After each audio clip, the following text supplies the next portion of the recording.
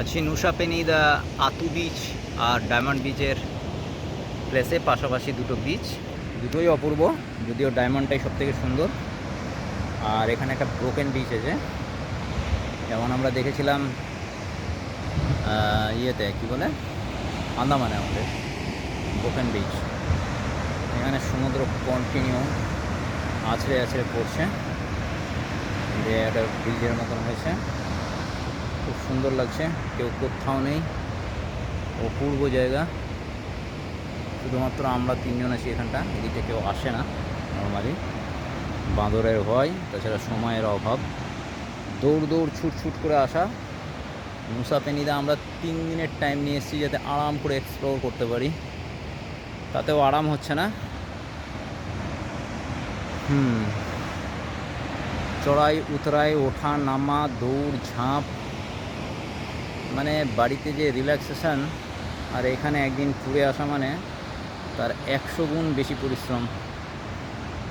তো এটা হলো ব্রোকেন ব্রিজ, আমি এর নাম দিলাম, এর নাম দিচ্ছি আমি চন্দনা সেতু। চন্দনা সেতু, ওকে। এই যে চন্দন গাছ ধরে দাঁড়িয়ে আছি আমি, আমার হাত। আর আমি এসেছি বর্ধমানের কাঁঠালগাছি গ্রাম থেকে, আপাতত বর্ধমানের বাসিন্দা।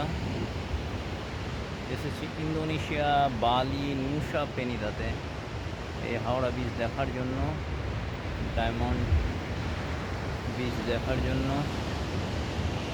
এরকমই সুন্দর জায়গা, ভালো লাগছে, অপূর্ব সুন্দর লাগছে।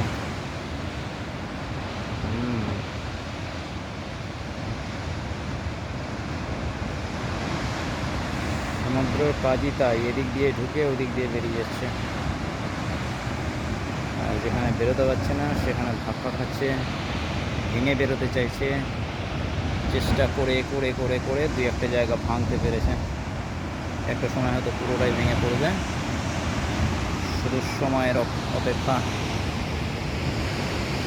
আপাতত পড়ন্ত সময় বালির, দূরে পাহাড় দেখা যাচ্ছে, চারিদিকে পাহাড়।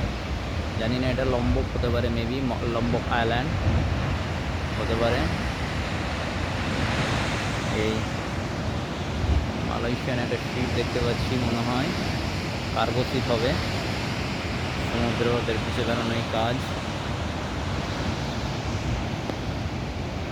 ভিডিওটা এখানেই শেষ।